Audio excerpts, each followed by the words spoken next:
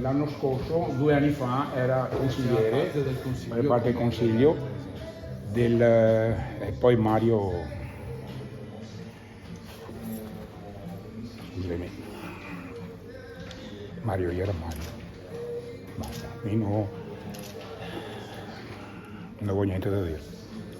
Era un ragazzo speciale perché soprattutto nel volontariato lui si dava da fare, aiutava gli alpini, faceva parte della Proloco, era un avesino, il tempo libero che aveva l'ha sempre dedicato agli altri. Cosa lascia Mario? Lascia un vuoto perché per tante cose Mario c'era e adesso purtroppo non c'è più.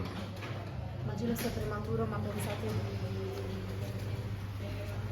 avere una presenza particolare all'ultimo saluto per lui? Allora, noi come alpini, essendo che Mario non era un alpino, era un aggregato, ma per noi era l'alpinetto.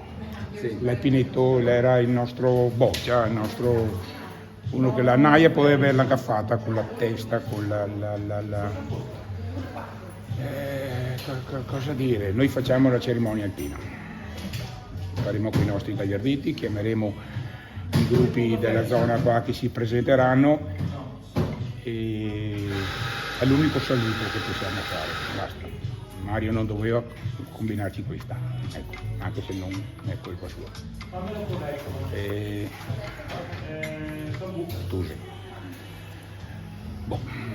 Penso che non serva altro da dire.